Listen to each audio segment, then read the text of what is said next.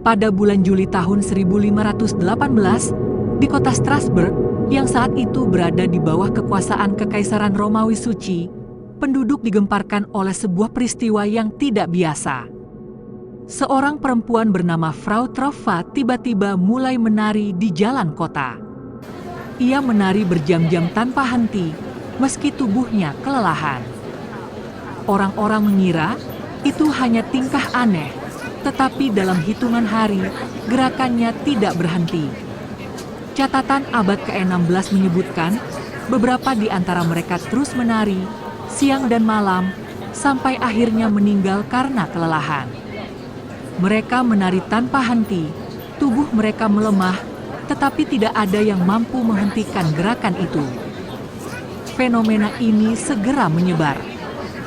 Dari satu orang, kemudian menjadi belasan, dan dalam beberapa minggu mencapai ratusan orang. Mereka menari di jalan-jalan, di pasar, di alun-alun kota.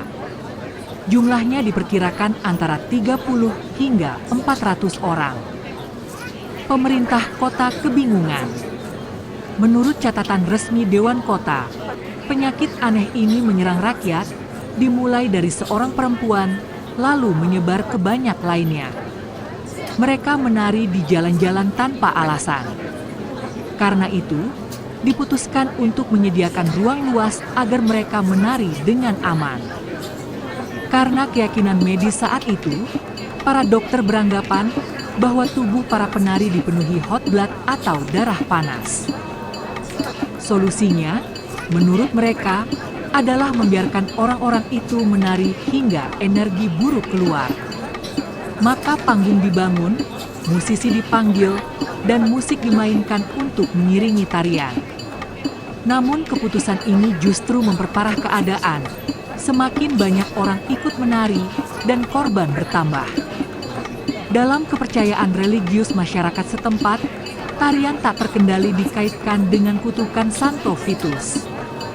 Seorang sejarawan Alsace, Johann Skytte, menulis puluhan tahun kemudian berdasarkan arsip kota.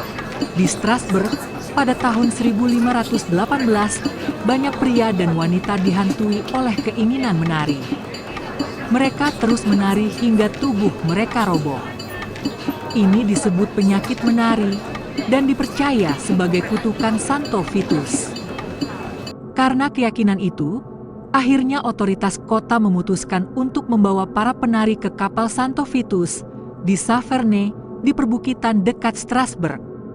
Di sana mereka menjalani doa dan ritual penebusan.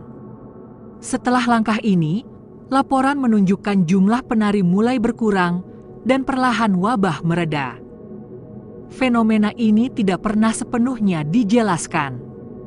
Paracelsus, tahun 1493, tahun 1541, tabib Swiss yang meneliti peristiwa ini, menolak anggapan bahwa itu semata-mata kutukan. Ia menulis, mereka menari bukan karena senang, tetapi karena kesedihan yang terpendam. Hati mereka sakit, sehingga tubuh mereka melampiaskannya dengan gerakan tak terkendali. Pernyataan ini menjadi salah satu penafsiran awal yang mencoba melihat wabah menari sebagai gejala psikologis kolektif. Akibat tekanan sosial, kelaparan, dan penderitaan yang melanda Strasbourg pada masa itu. The Dancing Plague atau wabah menari tetap tercatat sebagai salah satu fenomena paling misterius dalam sejarah medis dan sosial Eropa. Catatan resmi menunjukkan bahwa ratusan orang menari tanpa henti, sebagian hingga meninggal. Hingga kini, para peneliti modern masih memperdebatkan apakah penyebabnya adalah keracunan ergot, yaitu jamur yang tumbuh pada gandum dan dapat menghasilkan halusinasi dan kejang, atau histeria massal, atau kombinasi keduanya.